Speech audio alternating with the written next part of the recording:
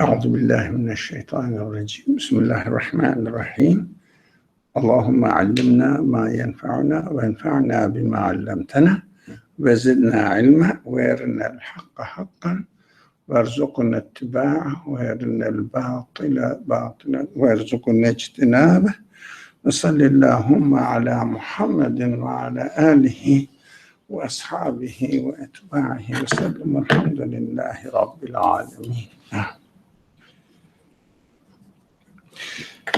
No, please, you can read and. It is impossible for such. We're on the first paragraph. We can start again. Okay. Yeah. Introduce this when we are reading. Okay, we're reading the third treatise from the seed of the light. Seedbed of the light. Seedbed of the light. Yeah. And okay. Belief in God requires believing in messengership. Know, O friend, that belief in God, the prophet, resurrection, and affirming the universe's existence require mutual belief. There is a perfect relation between these pillars of belief, for believing in one requires believing in the others.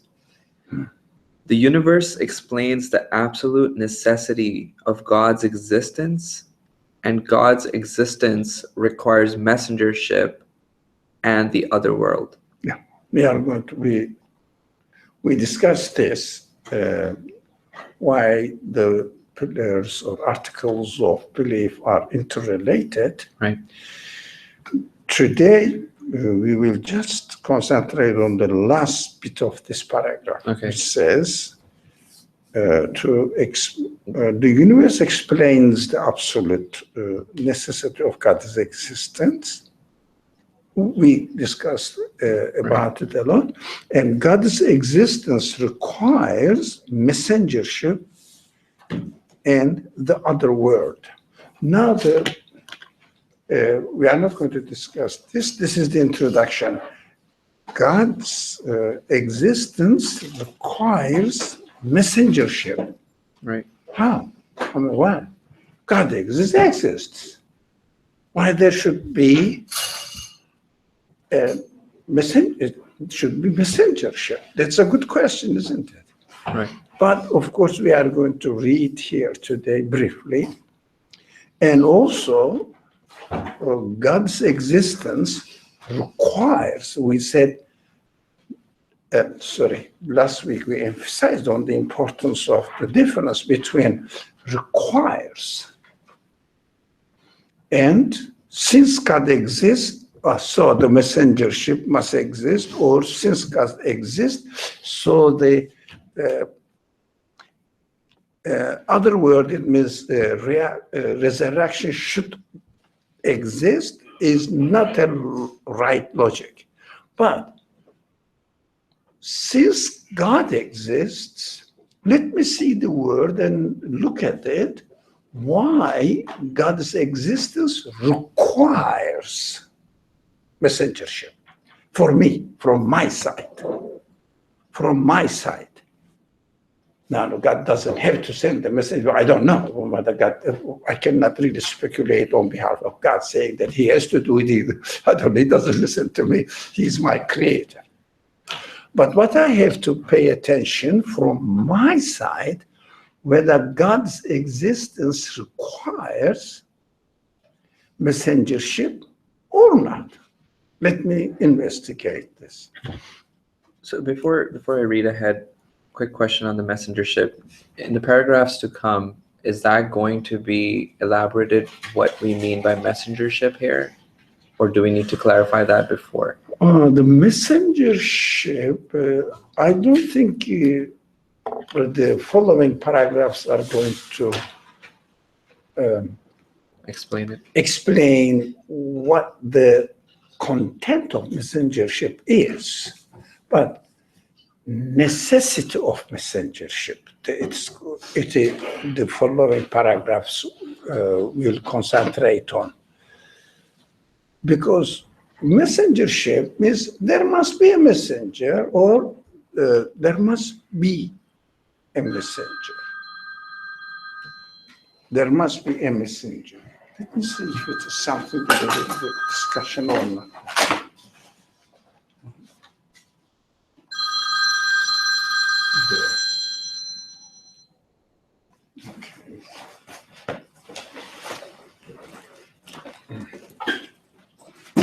Okay. It's not. All right. Okay. So, you have to think about the messenger space. Generally, we know that some people come and say that I am the messenger appointed by God and bring their evidence and the message. That's it. Does it have to be? The question is this. I mean, how can we make sense of the existence of messengership? Okay. It is impossible for such a book, especially one in which each word is as meaningful as a separate book, and each letter of which is like a eulogy, to have no writer. The existence of this book of the universe cannot be explained if there is no eternal designer. Just as building containing marvels of art, exquisite designs, and wonderful decorations cannot exist without an architect and a builder, this world cannot exist without its maker. Yeah, I mean, we keep talking about this. If the universe is meaningful, there must be an author. Yeah. And if this universe is a perfect piece of art, there must be an architect. Now, this is the introduction to the subject. Yeah. Images of the sun reflected in transparent things, as well as in bubbles on rivers and seas, and in drops of water and snowflakes, can be explained only by attributing them to the sun. Otherwise, we would have to accept the existence of as many suns as there are drops of water, bubbles, and snowflakes. The existence of this ever-changing and ever-renewed universe can be explained only by the necessary existence of its creator and builder. He planted this awesome tree according to the principles of his will and wisdom, elaborated it according to the prescripts of his destiny and decree, ordered it according to the demands of his manner of acting, decorated it in accordance with the gifts of his favor and mercy, and illuminated it by manifesting his names and attributes. Now, what did you get from this paragraph? So I recalled one of our earlier discussions about the reflection of the sun in bubbles. So what I recalled from that discussion was, rather than attributing it to different sources just because you see it in that way, doesn't necessarily mean that's the truth. So one sun can have its reflection on many items, and I guess it's speaking in an analogy. This is speaking to the source of everything's existence. Now the analogy, I see that the analogy is here.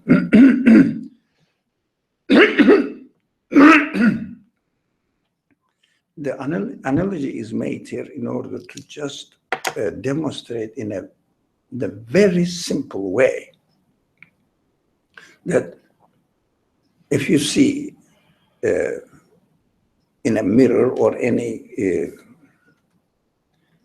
reflecting matter that the light is coming, you have to ask the question. Light is reflected in it. You have to ask a very simple question, whether this object itself can be the source of existence of the light that coming out of it? Question one.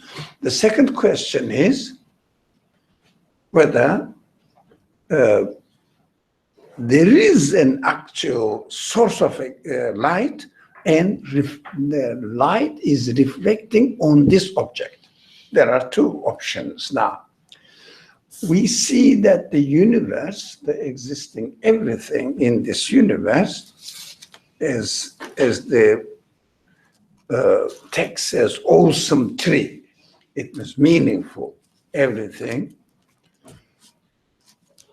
And there are meaningful activities going on, as the text says, ever-changing, ever renewed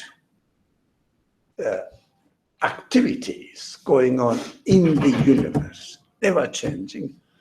So, but the change is not accidental. Changes are not meaningless.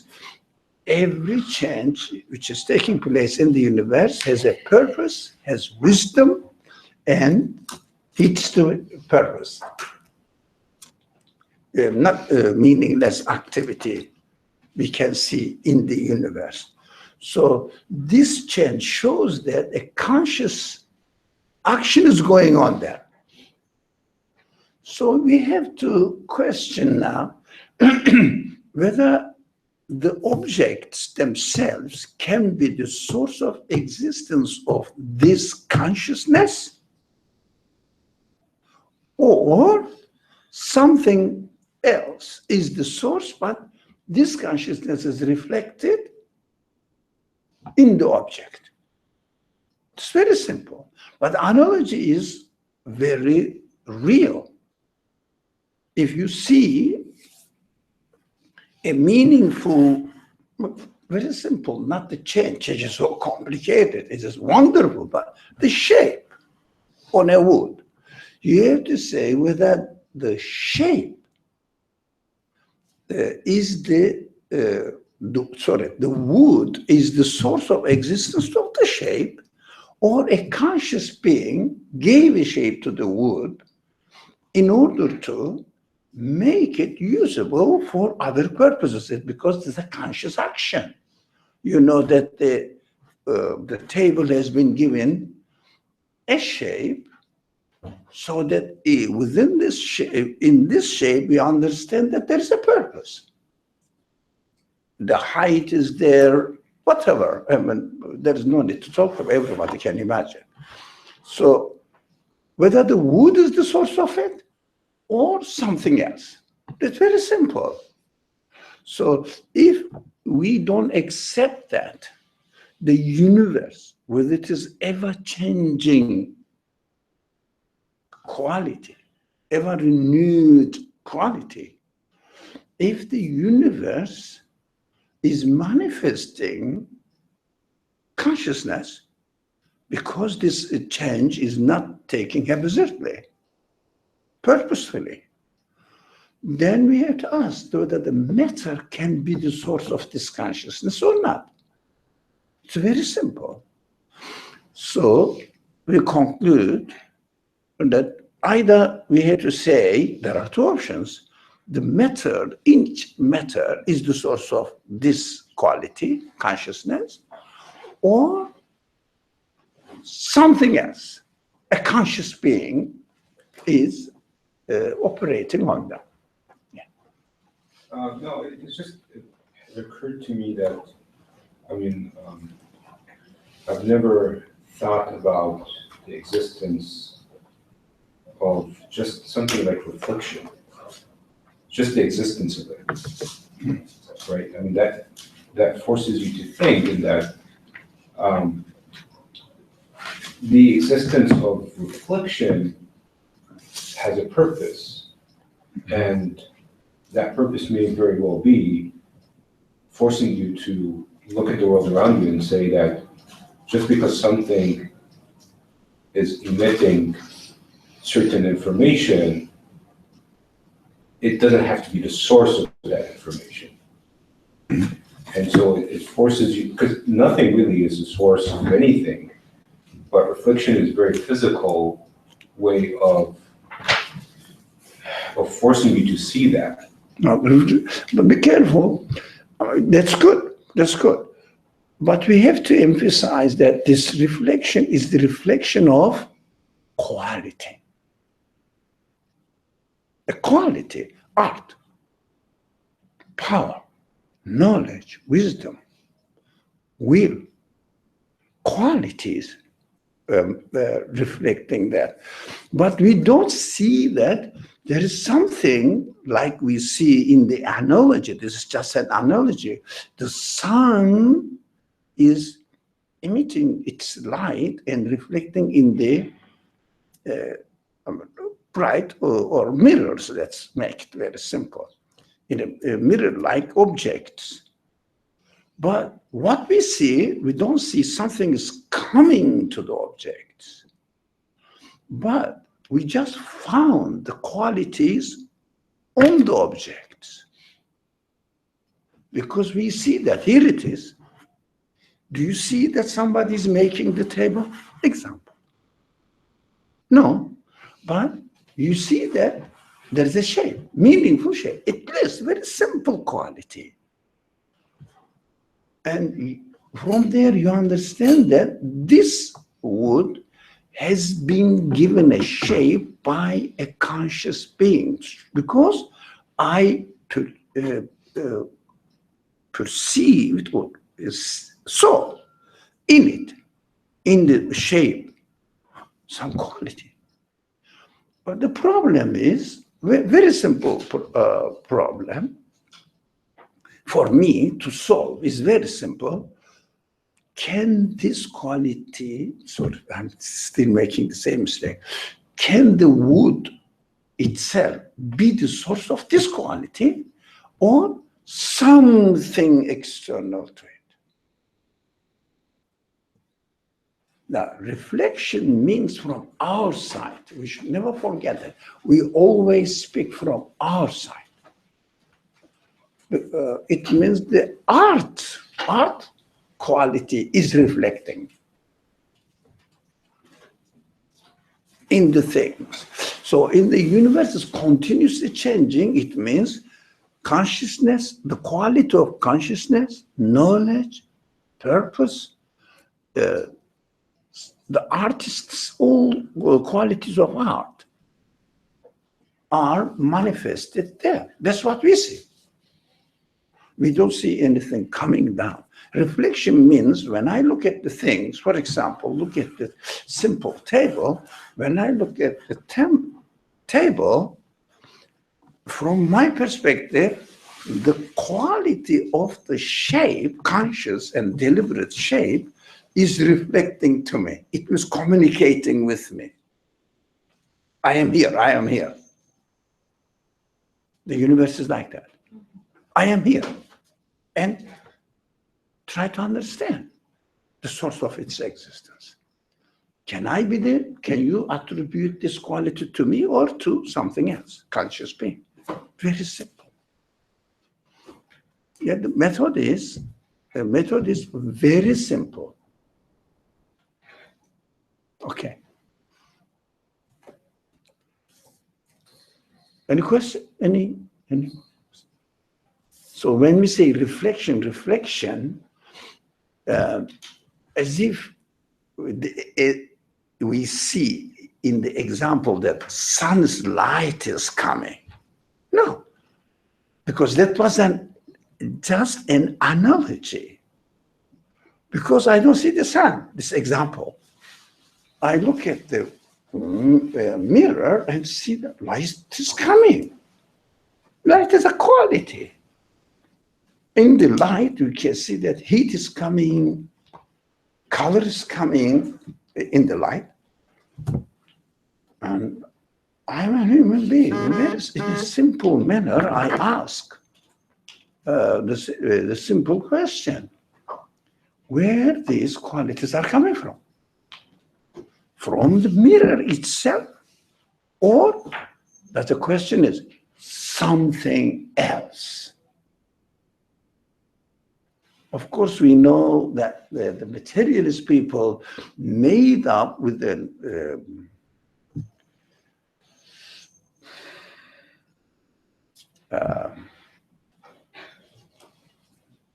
pre-accepted idea, how do you say? Preconceived. Sorry? Preconceived. Dogmatic. That the matter itself is doing that. Matter is developing, matter is turning, matter is acting. How matter can be the source of the qualities that I can see as a result of this act? How can you say that? It's very simple. But they take all there are laws. This is the very old story. There are laws. All the tables that say have the shape. There is a law. The tables table means a wood which has a shape or purposefully designed. And if the shape is given to the wood, you can say, is it not possible that the wood developed by itself? Think about it. Think about it. As a human being, can you buy this idea? The wood developed itself into a table, and it is continuously changing, and it is always purposefully changing. Ever renewed, ever changing acts, always. The wood takes the shape of a table, and when, for example, a young child, 2 years old child, it gets down. You makes it smaller. Think about it.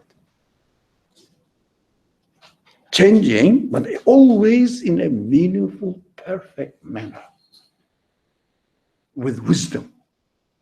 It is impossible to admit that there must be something else than the universe itself, which is organizing this universe in a certain way.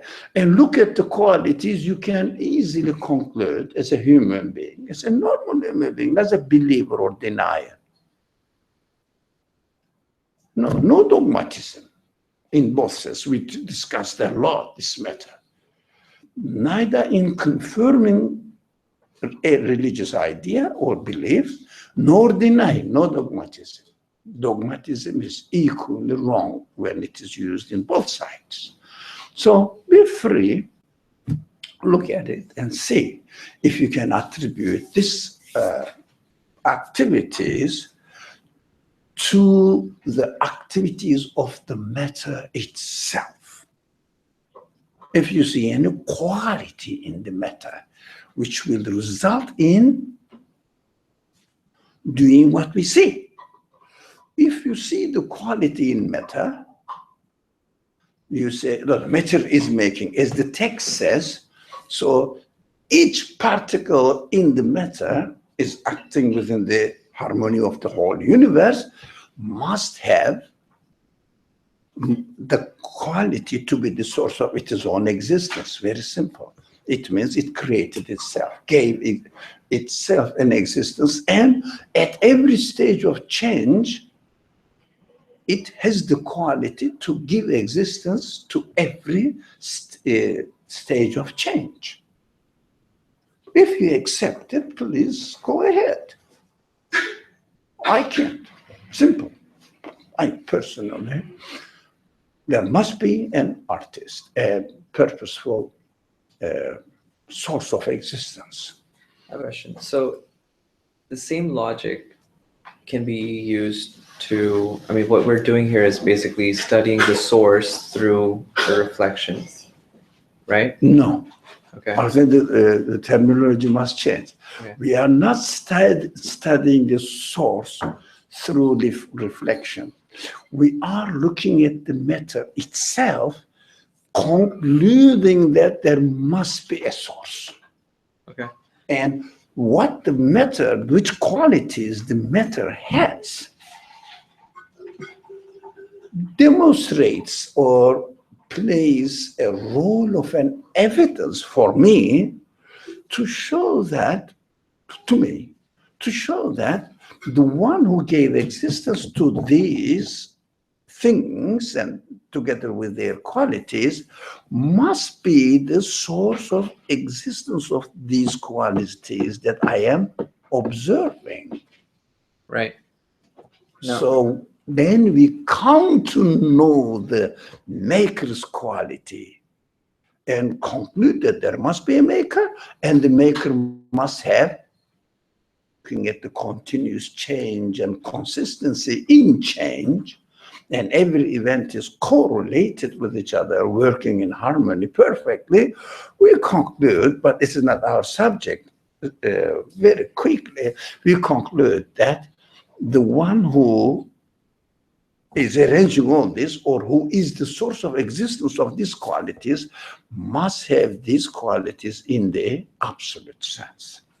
Otherwise, I cannot explain the continuous change at the same time, taking place at the same time. Yeah, I was a little confused about if the matter is, in a way, the means to get to the source in a way. What if that matter is different? What if that matter is not a reflecting object? Is there any matter which is not reflecting the qualities on the, for example, wood? Right. What kind of quality it is reflecting? For me, I have a shape, I have a design, I have a purpose, purposefully designed. The one who made me in this shape knows who's going to use this table according to the height and the width, and everything is arranged.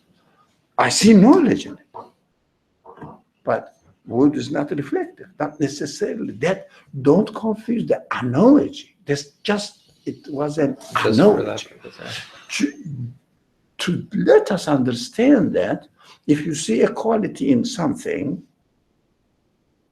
in its existence, simply you question whether this thing itself, object, can be the source of this quality or something else.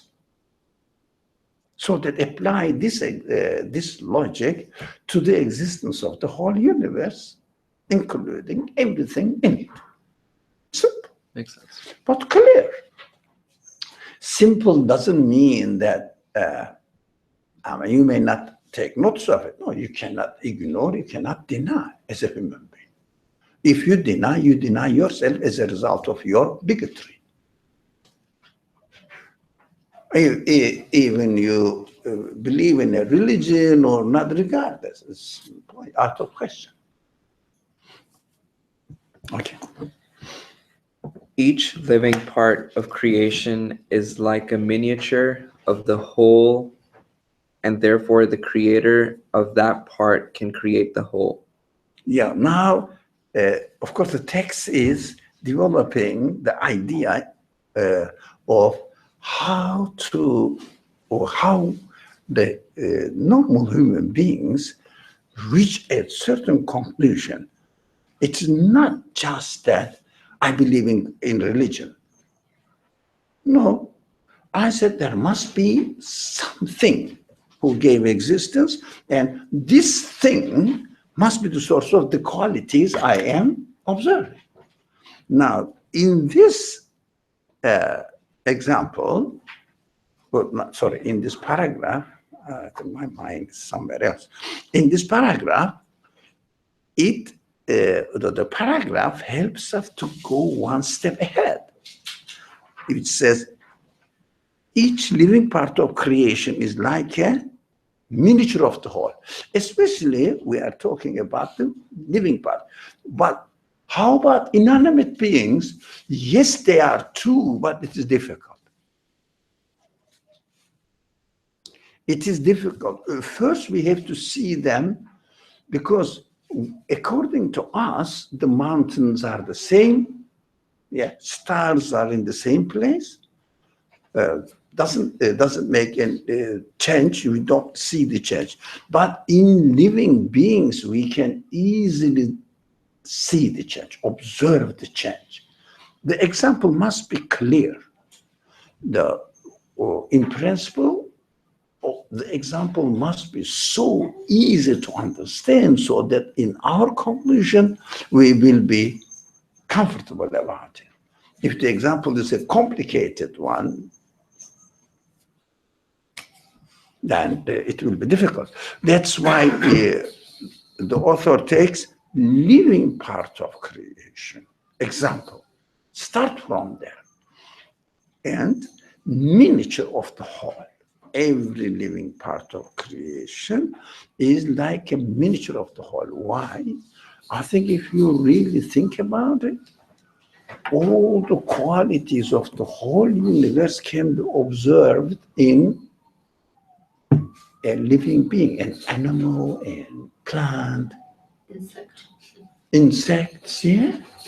It's not simple, because the insect is the miniature part of the whole, because they are working, they are coming into existence in collaboration.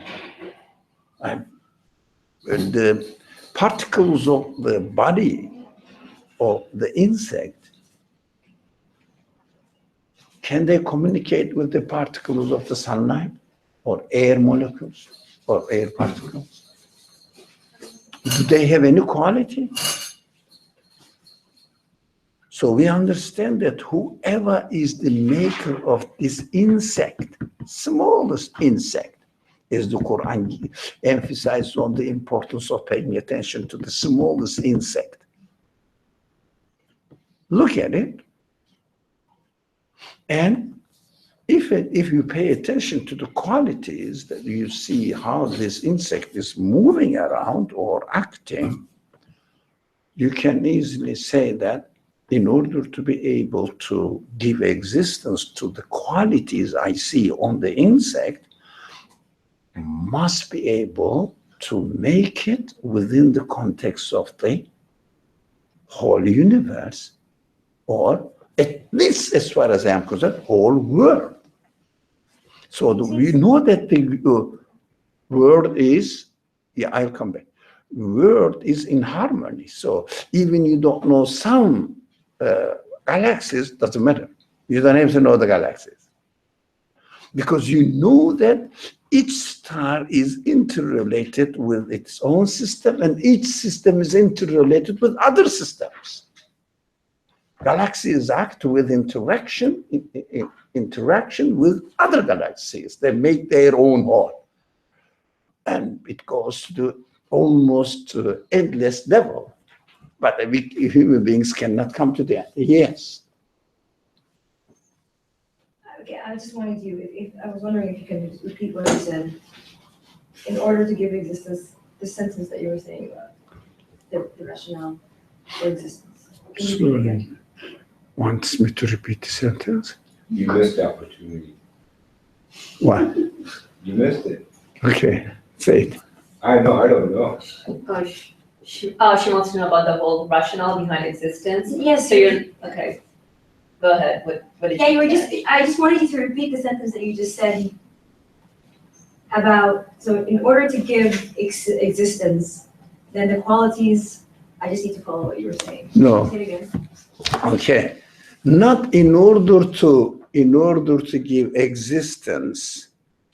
Now, we always use this phrase, and I am very happy that we come to this realization. We see the existence. Now, in order to give qualities to the, certain qualities to the one who creates the universe, who gives existence to the universe. No, we cannot talk about this. This is nonsense. That is why most of the people with bad intention, some dogmatic ideas against religion and religious institutions, they may have their right reason why they are against religions. You know, we agree with them. I agree with them. Institutionalized religions, that doesn't make sense really, as they appear to be, but it doesn't make me deny the reality that there must be a source. Otherwise, I cannot explain the existence of myself and the universe. So we look at the matter as my own existence and the existence of another thing. We said anything, any insect, anything, a baby there. We look at the baby and see baby or another human being, old man, doesn't matter, and see that there are some qualities. And these qualities are intertwined with the rest of the other elements around it, as far as I can see. From there, I understand that whoever gave existence, whoever or however I can explain the quality in the existence of the baby or a person or an insect, doesn't matter. However, conclude about the source of these qualities, I have to come to a conclusion that whoever is the source of these qualities now must have the quality to give existence, all of them, because they are working in harmony. Yeah, because they are coming into existence within the same harmony and perfect order. I cannot ignore it. So my conclusion is that the maker or the source of existence of this universe must be the source of sorry, I made a mistake. The source of existence of this insect must be the source of existence of all, as far as I know, related objects around it. Food. And the qualities, you know, you may think that a lizard is a simple thing. Look at its life closely. All the qualities manifested in the lizard. It defends, it knows where to get, how to get its food, which is its food, and how it digests it. I don't know how do they do it. Even human beings don't know. When you are hungry, you just eat. You don't know how to digest it. But it doesn't mean that it's a mystery. No, it is made in this way. And the particles of your body cannot make it because they don't know the food out there. They have no knowledge, no power to know. No quality to will, to choose. It is so obvious, no one can say that, the particles have knowledge, particles have, let's say, quality to arrange themselves, organize themselves.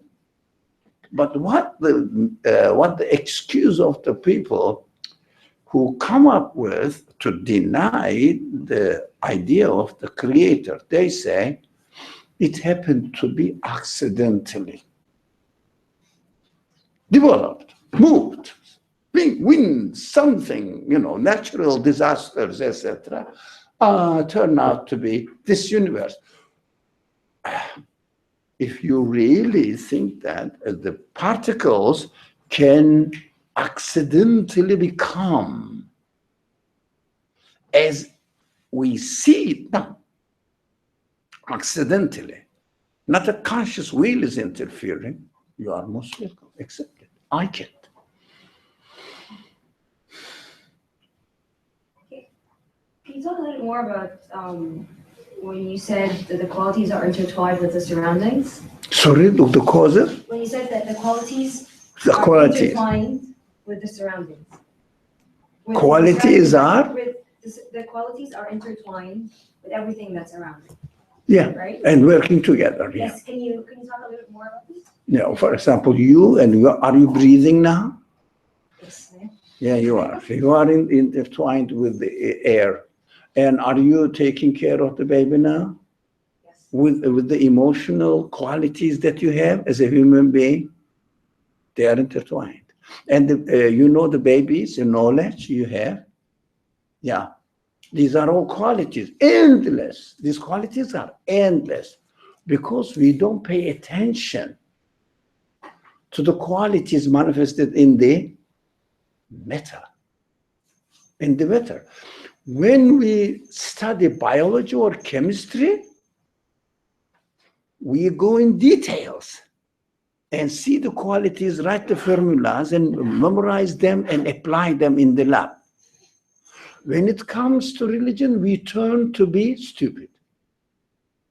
We don't look at the qualities. We say religion is a completely different matter. You have to believe. Why? And because, there must be a creator, so the religion must be correct. And now learn what to do as far as the religion is concerned. What is religion? If you are not sure about your conclusion, what is religion? Conclusion about the creator and its qualities that you conclude. What's religion? What is worship? If you don't know whom you are worshiping and why, what's worship? What's religion? In and of itself, as divorced from the universe existence, any concept of religion is nonsense. We have to make sure this. Isn't that the strategy or methodology that say some of the secular structures will say that you have to divorce and that you can't say this is I don't agree with it, but isn't this a strategy that's used to say, okay, if you want to use the word believing and willfully believing something, this is the sort of house of religion. If you want to investigate things and observe, this is the house of science. Isn't this the strategy? Yeah, it's stupid. This division is stupid. First of all, belief is confirmation of your own conclusion. If you don't confirm, if you cannot confirm your own conclusion by evidence which convinces you, it's not belief, it is knowledge. You heard from your grandma. That's a story. It's not belief.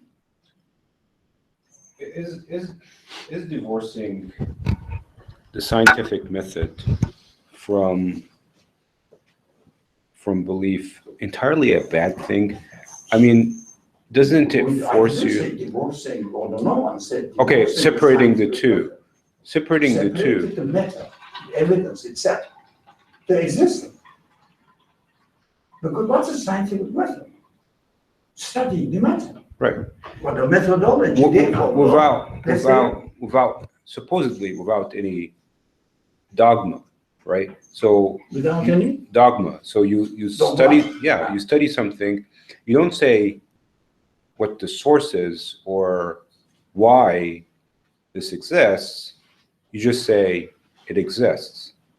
Now I agree that that's taken in the wrong direction sometimes when it becomes dogma and says it is the source of itself, because that's not what you're supposed to do in the scientific method. You're supposed to talk about the fact that you see something. That's it, right? But you're not supposed to say why it exists or how it came to existence. That's not something that you can tangibly prove, right? So that shouldn't be part of the scientific method. It shouldn't. If evolution, for example, should not be part of. Whatever it is, don't mention the name. Whatever the philosophy the reason why I'm mentioning it is that's the problem, that people take the idea of evidence-based learning and then they extend it where it shouldn't be extended, in that they say, oh, well, and this is why this happened.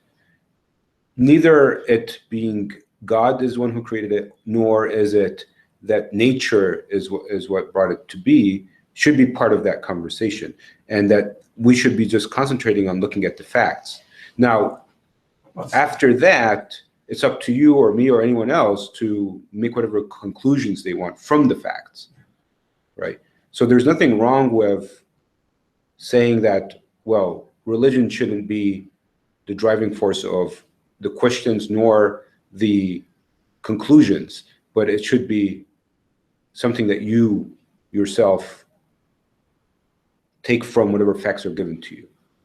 I would not like it, for example, if I was living in a country in where it would be even contradictory to what we're studying here. I would not want someone to tell me, look at this and conclude that it's God that created this. That would also be, like you said, the wrong methodology, because you shouldn't be looking at it from that perspective. You should be looking at it, understanding it, and then come to the appreciation that it must have a creator. Yeah, your own conclusion. Your own conclusion. Now, there is no. Huh? Sorry, Dr. Moore. Can you tell me? I don't understand what you're trying to say.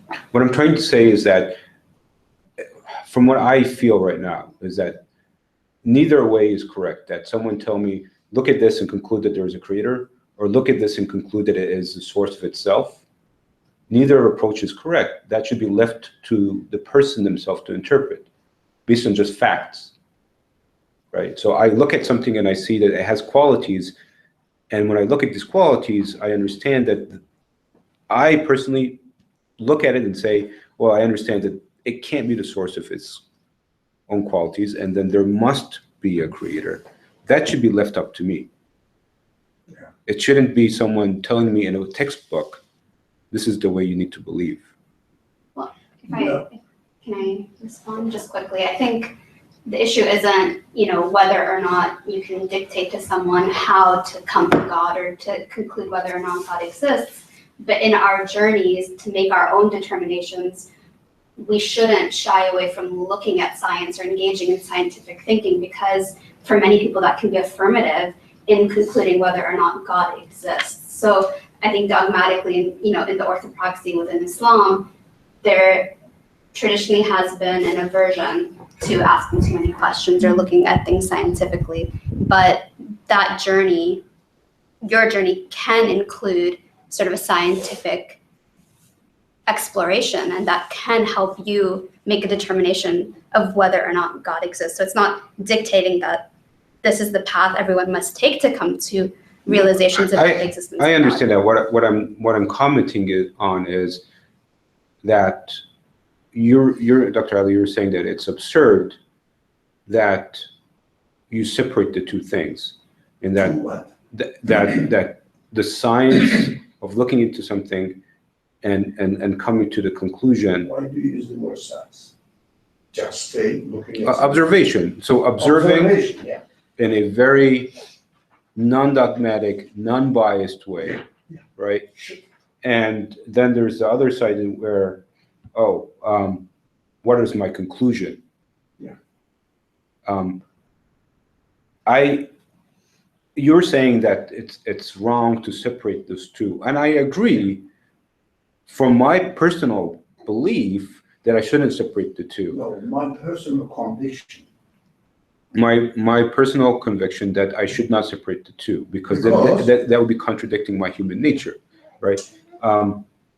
But at the same time, I would not like for someone to tell me that I have to look at this and come to this conclusion, because if they do that, then it's not my conclusion, regardless of what that conclusion is. So the method for human being is just to invite people to look at the creation, to look at the universe.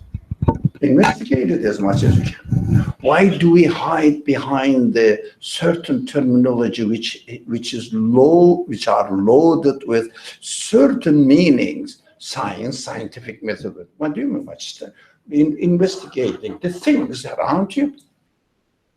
But some people take it into the laboratory, and in the laboratory go into the details. So what? Yeah, what they find at the most, at the last stage, they found only what?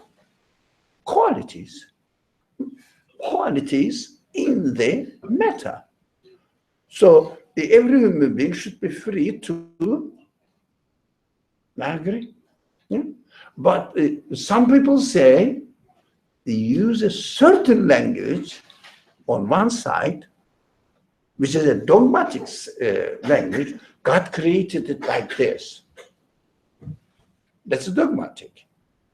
But at the same time, the matter itself is acting in this way accidentally. That's how we found it. That is also as dogmatic as the previous one. So we should look at the world, investigate it, never imitate the person either pro-belief or against belief, their own interpretations. I have to come, I agree with you, I have to come to my own conclusion and make my mind up by myself. In this sense, there is no such common belief, individual belief. Beliefs of individuals. It means convictions. You cannot really blindly follow the common convictions if you are not convinced yourself. But unfortunately, what they do nowadays in the market, religious people say everything is created by God. And those people who are against religion say that the things are acting in this way. We found that they're like this. That's it. But when I'm human being, I'm asking, what is the source of these qualities that I am observing in the matter? So simple. So if we make sure that without being biased towards religion, at least they say they accept God, this is much better. No. They harm. Those people speak as if they have already convinced without any evidence that they believe in God. They harm the reality of religion. They make a barrier between the truth and their own language, what the belief should be. That's why we have to be extremely careful not to use any imitative, preconceived language when we talk about my own or our own conclusions. So if one says, do you believe in God? Forget about this. This is a stupid question. What do you mean by? I'm looking at the matter and I have observed some qualities on them, and I conclude that these matters cannot be given existence by its particles. That's so simple. And I have my own conclusion that there must be something else who is giving these qualities to the matter and giving them existence, because they need to be explained, or their existence need to be explained as well. So simple. So I make my own conclusion. The source of existence of this matter must be my conclusion. Whether it is a very simple matter or very complicated, in the micro world, doesn't matter. The same thing must have another source which is not in the universe, because all the universe has the same qualities, every part, as far as I know. It means it cannot be in the form of this matter itself, something else. And some people call this thing that I concluded about God. Well, okay, we can call it anything. Doesn't matter. The name doesn't matter. So you can attribute the qualities to its source, not to itself. Because when you attribute the qualities to the matter itself, it doesn't make humanly sense. That's so simple. So that's why we have to conclude our own conclusion. And afterwards, if you are convinced about it, you make further investigations that how can I communicate with this maker? That's why messengership will come into the discussion.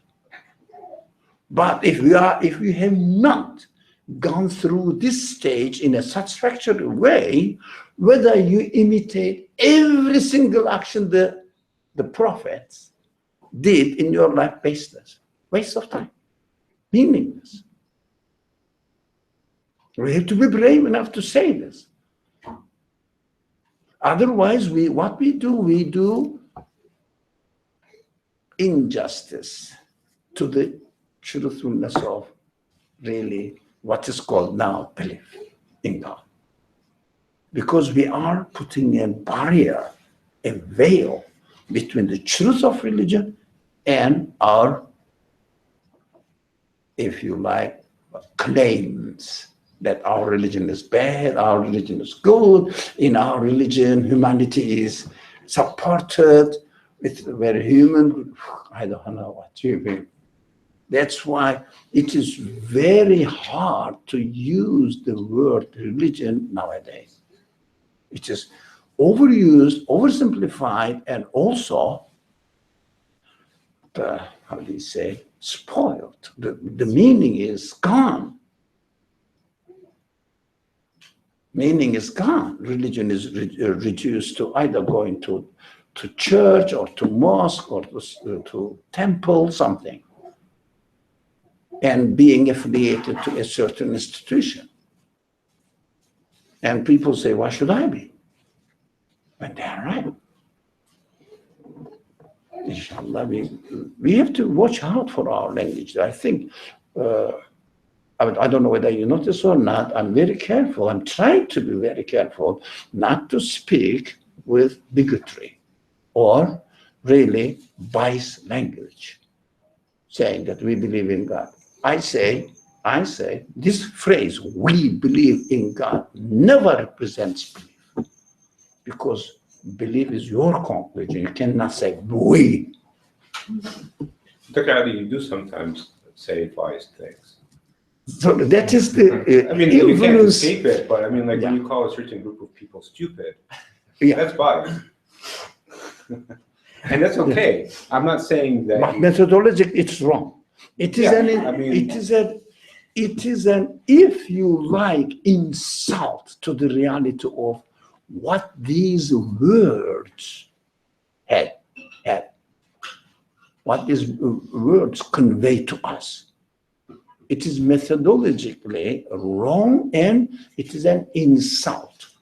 If I say, our religion is the best, we are Muslims, it means I am harming what the teachings of Islam are. I am presenting the teachings of Islam in a non-human way. So the people rightly object the idea, rightly. And I have no reason that these people are atheists. I think, it is my real conviction, I think those people who propagate Islam are responsible for atheism. It doesn't disqualify that human beings have free will, but at least those people who speak on behalf of religion must speak in a reasonably acceptable human way with no bias language. And then if someone insists, now that is his choice now. I don't know. That is his business with his creator. As long as he doesn't attack me, I don't mind. No, if Abu Jahl did not attack Muhammad physically, do you think Muhammad would go and kill Abu Jahl or attack Abu Jahl? No, this is his choice. He's absolutely free to choose. But it was, example I'm using, it was Muhammad's responsibility to represent the message in a humanly acceptable manner. Nothing else. Nothing else. It is beautiful. It's very human. But whether you believe it or don't believe it, none of my business. My business is when I represent something, when I speak, I should know that I am expected to speak from my human experience, not from my culture, from my community background. That's why when you say, oh, we are Muslims, we are believers, who are you? How are you making a statement on behalf of somebody else? You don't know his conviction. He is responsible or she is responsible for her or his own conviction. You say, my conclusion is this, my reason is this. Finish. And apply. But if someone comes, oh, I share this conclusion, okay, go ahead. Live together. Yeah. Live together. But under the pretext of establishing a community, I'm saying under the pretext of establishing a community, pretext, what we do, we lose and our individual conviction becomes evaporated. And so I don't have any conclusion from my own reasoning, from the way I reason. What I do now, instead, start imitating the other people next to me. Of course, the community will establish at the end automatically. But every individual must be satisfied.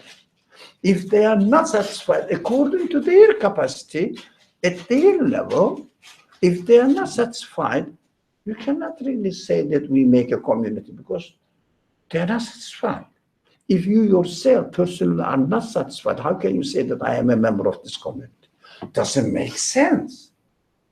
That's why I see that historically, educating the individuals, establishing the way that the individuals will be convinced with their own conclusions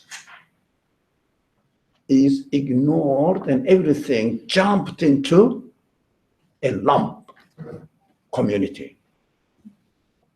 No, people, have you seen any activity which educates the people as human beings individually to lead them to a conclusion about anything that they conclude for themselves? Giving them the opportunity. This is the evidence I found. Go and think about it. If you are convinced, okay. If you are not, it's still okay. If you have any objections, come and tell me because I may miss something. Let me see. Maybe I am wrong. Let me see your objections. Be free and open. Unfortunately, this is not the fashion among any religious communities in general, maybe some individuals, and in general, no. In Christianity, you cannot see any freedom. In Muslim communities, never, almost never. That's why people are, those people who think, leaving the community, running away from the community. Those people who are inclined to imitate and follow blindly in a really dogmatic way, they make the community. That is the dilemma, or I would say, irony. That's the irony. And if someone comes to you that, look, I am a Muslim, for example, are you a Muslim? Yeah, let's do together. So what are we going to do? Tell me. What? Why? Why? So if he is convinced, let him do. If you are convinced, you can do the same thing. So practically speaking, you can pray together. That's correct, but you don't know why next a person next to you, why is he's praying, she's praying? I don't know. So be conscious that, yes, I have to practice my way, but I don't know what is happening to in the minds or hearts or feelings of the people next to me. But I say, okay, if he comes and stands next to me, why not? None of my business. Why he did it is his choice. I don't know, none of my business. As long as it doesn't harm me. So I don't have to defend or attack. But don't say that we are equal. No, never. So we make a community. It is a very secular, materialistic understanding of community, the concept of community, where we have to think about it. Unfortunately, that's very prevalent in the society. So we have to watch out. That's it. Okay, where are we? On last Okay, line. we can read the last paragraph from the beginning and continue to reflecting on it. Each living part of creation is like a miniature of the whole, and therefore the creator of that part can create the whole. That is the conclusion that the author is saying. Think about this and whether you share it or not. Right. Yeah. Denying the existence of one creator means there are as many divinities as there are atoms and compounds in the universe. Because you are saying that Right. the qualities that we see on matter belongs to the matter substance itself. That's otherwise either from it or somebody else, something else. How can you explain another way? I don't know any third option. Okay. God manifests himself through messengers. Now, since we are reading this text, the text is prepared not exactly what the author says, but how the translator understood it and paraphrasing it. Now, of course, this way of speech doesn't match the way we think, as we learned from the author, as I learned from the author, it doesn't match this. But we will benefit from it as much as we can, because the text is not the precise translation, but interpretative translation. Of course, even when you try to make a precise translation, still you interpret it, because there are many equivalent words. You choose one of them, and according to your own taste, you choose this word. It's your interpretation. But this is more so. This text is more interpretation. Although the language became easier, they made the language easier than the other translations. Yeah, it is easy to follow the language, but it becomes difficult to get the fine points.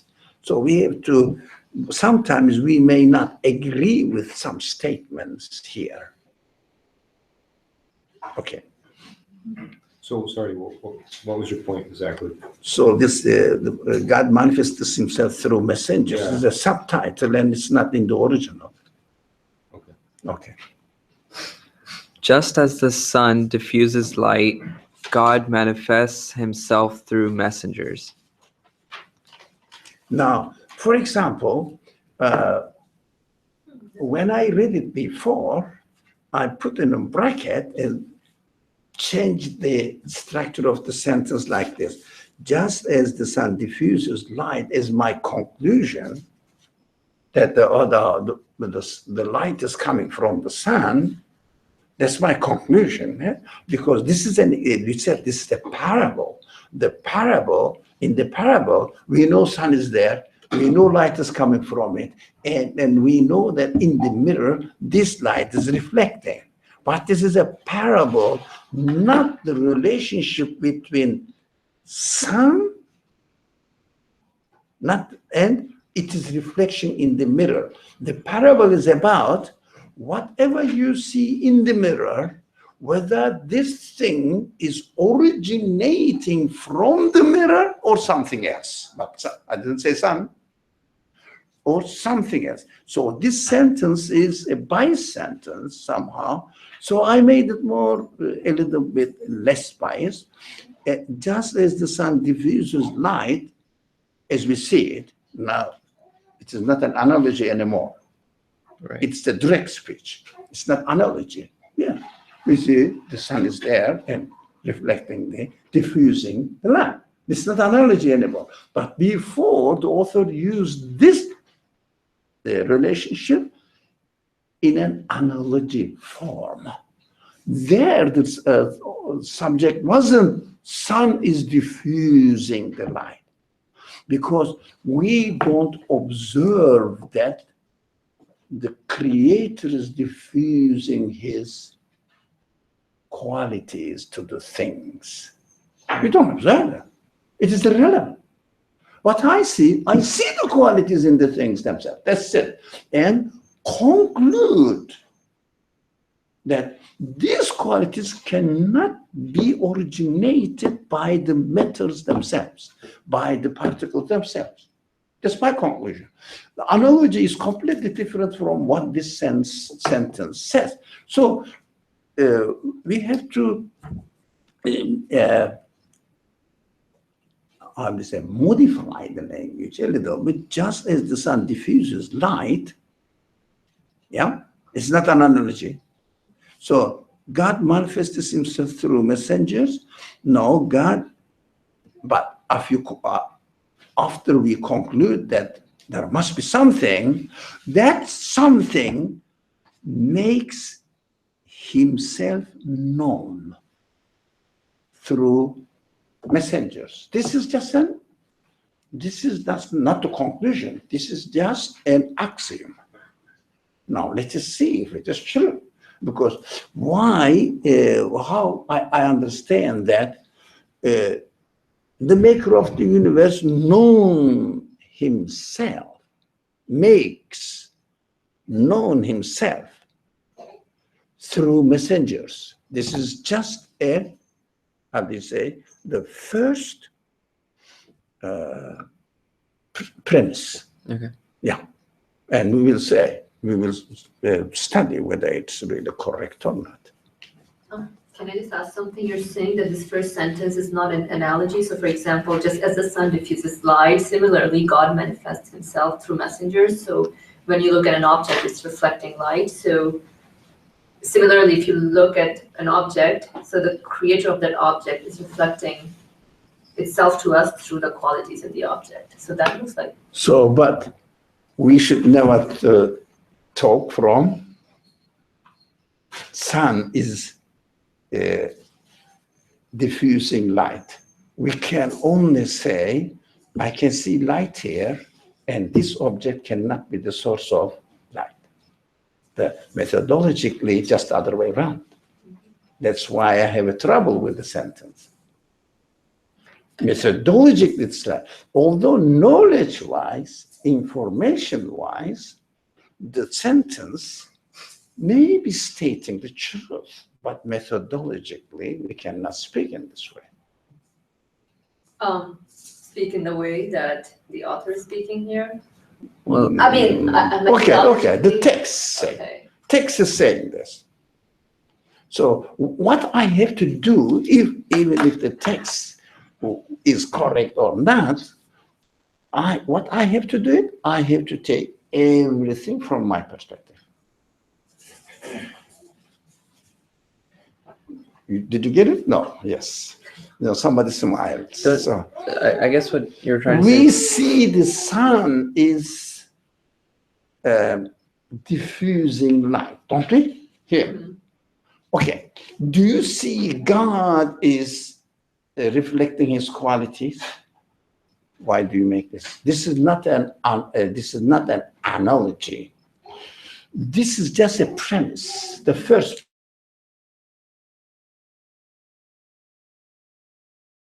Now we are going to look at the messengership and analyze the case that,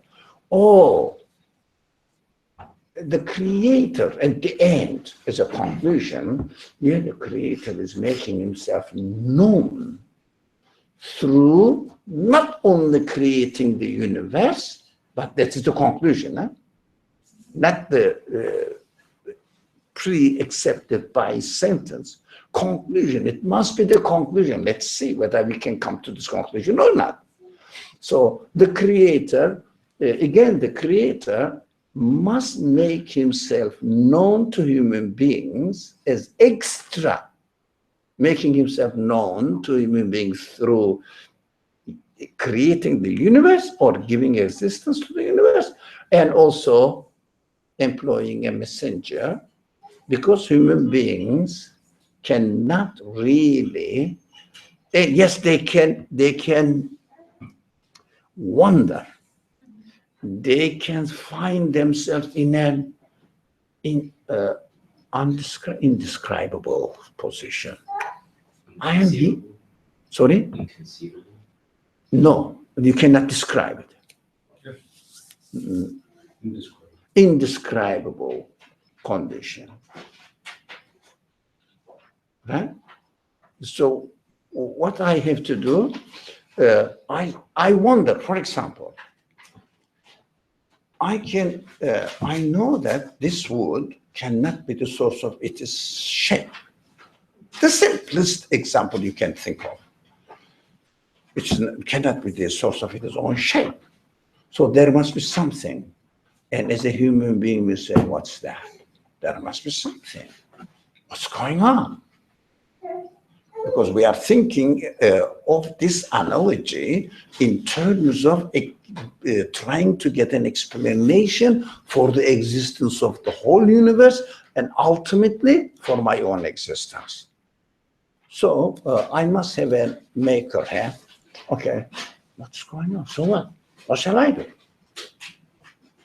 As a human being, what shall I do? Right? So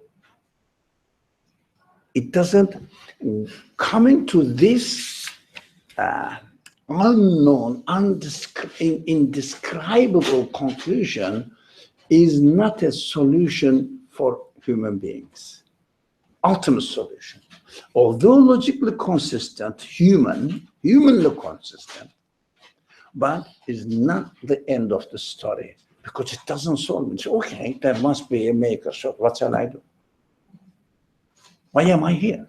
Why am I given these qualities to question the source? Why? That is human. So there must be other extra ways of revelation to me. It means revealing the truth, so I will be convinced about the purpose of my existence.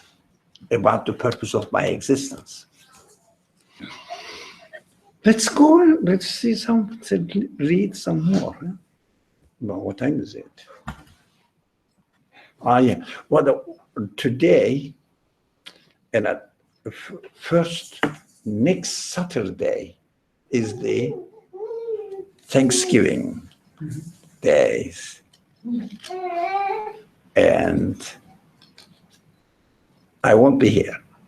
I will be going somewhere else next Saturday, one thing. And I think because of the time for prayer is getting narrower and narrower because I have to pray before joining the second class. So I used to postpone it after the class. It was okay, but now it is becoming almost next to impossible. So I have to pray. In order to pray, I need at least 15 minutes. It means deadline is to 11:45. Okay. So you're saying Next Saturday, no. there's no class? Now, as far as the winter season is concerned, Saturday class will end at the very latest 11:45. So we will start in time, inshallah. Infinitely perfect beauty cannot fail to make itself known through a teaching messenger. Infinite. Make itself known. Yeah. Through a messenger. I would say through a teacher. Okay. Because messenger means teacher. It means, but this teacher is given the duty. That's why it's a messenger. So it says, look, you can look at the matter from this perspective, and you can come to the conclusion that you have a conscious creator, conscious being as your creator. And this conscious being that you require that, why am I here? Now I understand by myself, by my own human, by using my own human qualities, I come to the conclusion that there must be something who made this universe and made me too in it. What? This maker must make me understand what is expected of me, and what is how am I going to establish a relationship between me and my maker? Now, of course, the text is going very fast because the aim of the text is to come to resurrection, prepare the minds for resurrection. So it is an intermediate stage. There must be a creator, and this creator must explain the purpose of my existence, purpose in my existence, and help me understand and be convinced about it. So the creator, as we understand that, as the creator manifests its qualities, that we see that there must be something, these qualities must come from somewhere else, but also it must answer my question about the purpose of my existence here.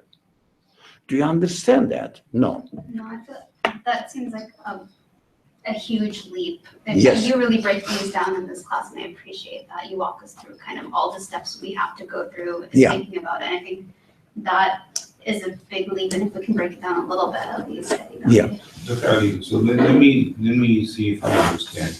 Let me help a little bit.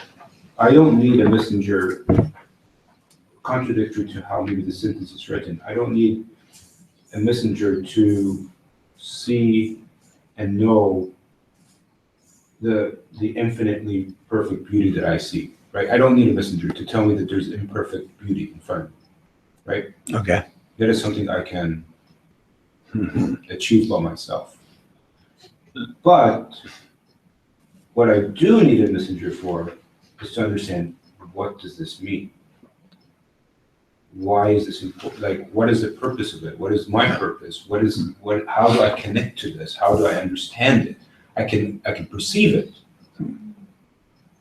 But then what? Yeah, what is expected of me? That's the part that I In- need a yeah. messenger for. Yeah, a source of explanation. But what you wanted to break down there, look, every quality that given or manifested or we observe here needs to make sense for me. For example, the qualities that we see in the existence of the matter, that they are pointing to the quality of their makers. And as a human being, I say, oh, the maker must be the source of this quality.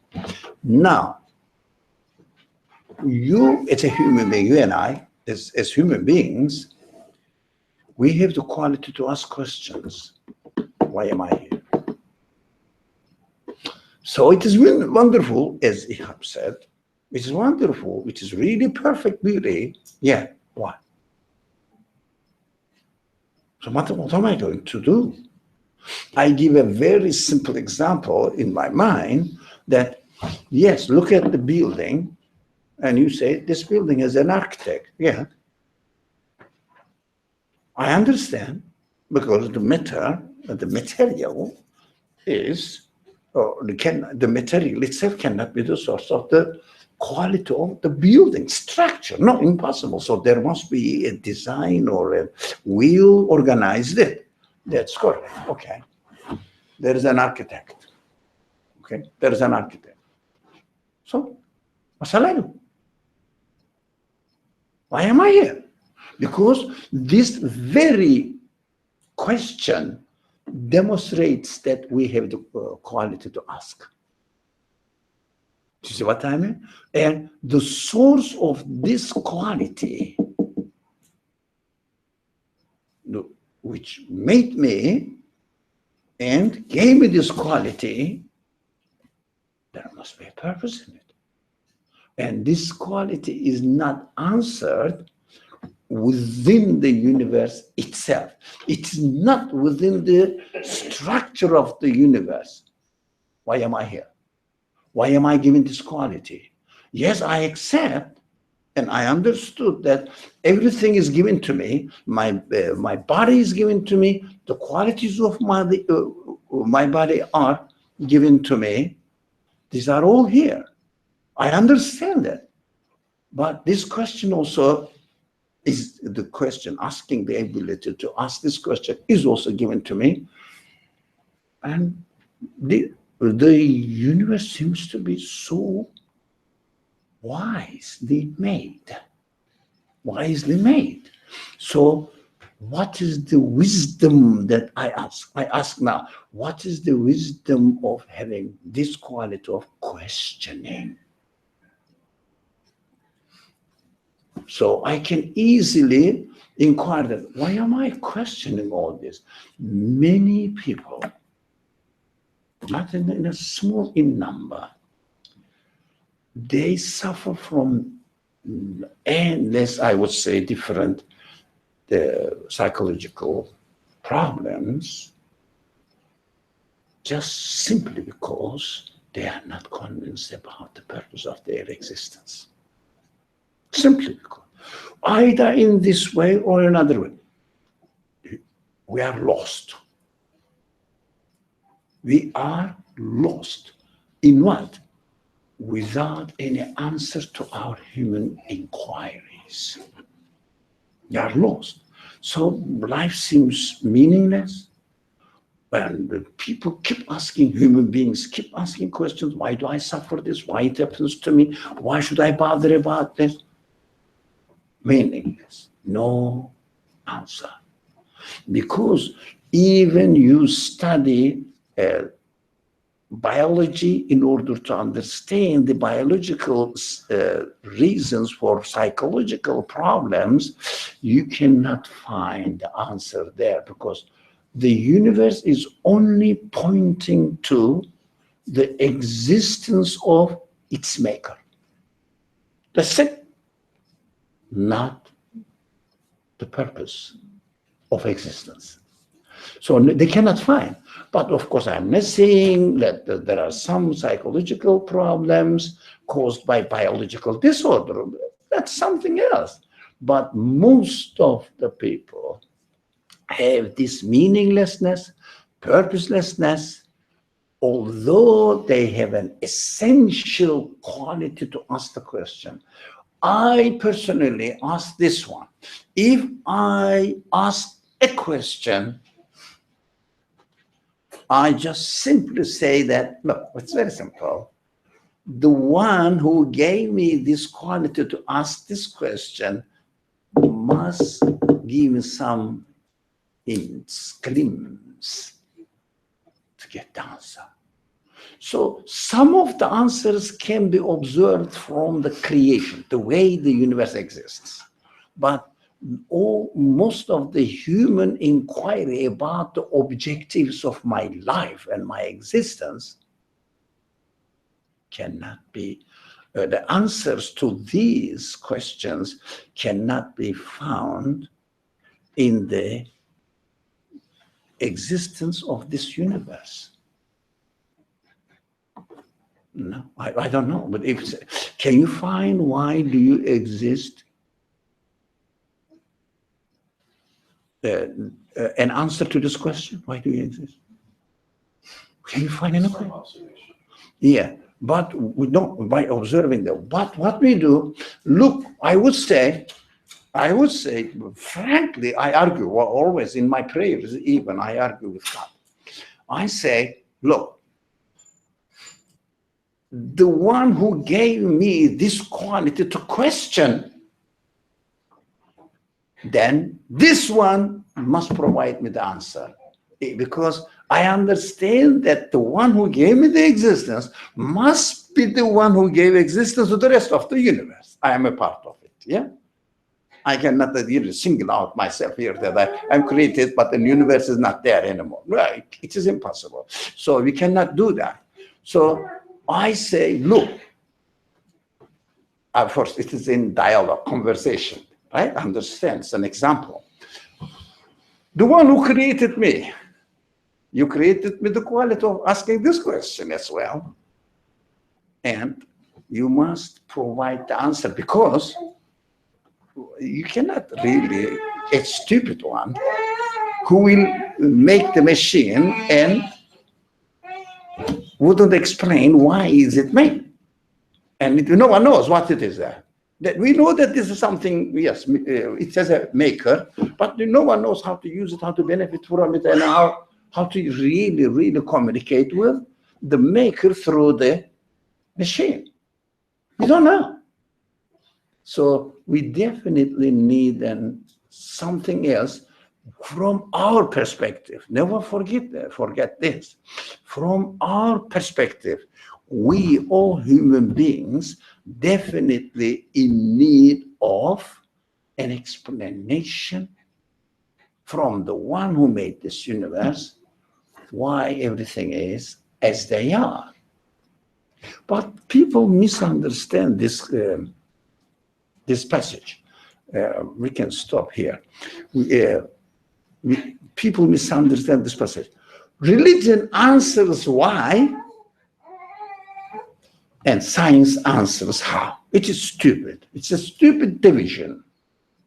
But the belief is based on investigating the universe, even the investigating the source of existence of your questions. But you need a messenger to teach you. What messenger is, how it is like, how is it? It is like a prospectus or manufacturer's manual. That's how you should is. This is for this purpose I made this, because I am a conscious being. I have the quality to ask the questions, and the one who made me conscious of my questions, I say, look, you are not stupid. I know that the universe doesn't show that its maker is stupid, right? So you cannot contradict by giving the source of a question, but not providing the answer. So if the answer is not in the machine, I need a manufacturer's prospectus, right? So you say, everybody says, the maker of this machine should explain us how and how we are going to use it, how we are going to use it. There, only one branch or two branches of pillars of or articles of belief comes into discussion, not whole religion. That is why the prophets come here to teach me my human inquiries. There must be, not the prophets come here, the maker must something which will provide me with the answer. The maker must do something according to my analysis of the creation and my analysis of my own existence. Right? So we have to think about it. If the source of existence of this universe gives me the quality to ask questions and doesn't provide the answer, what does it mean? It has done something nonsense. And I don't see any quality which points to the creator, says that the maker of this universe sometimes does something nonsense according to my capacity. So I expect definitely from this wise creator, that was my conclusion, because in the creation, I see the wisdom in the existence of everything. So this wise creation, I expect this creator to answer my question. How? Look around. Otherwise, it would contradict itself. It means my conclusion, if I say there is no answer provided by the creator of your quality of asking questions. Do you understand? So it will be contradictory if I say no. So there must be, I have to search for it. Now, we shouldn't go further than this, stop here. And not next Saturday, but the following Saturday we will continue. Thank you very much. Today is the 19th May. MashaAllah. So, December, we will see. Are we still at class Wednesday? Sorry? Wednesday? No. Only next Saturday. Only next Saturday. This Wednesday, inshallah, we are here. And the following Wednesday, we are here. Only one Saturday, inshallah. So, thank you very much. Bismillah ar-Rahman ar-Rahim. Subhanaka la ilma lana illa ma 'allamtana innaka antal alim al-hakim. Wa akhiru da'wahum alhamdulillahi rabbil alamin.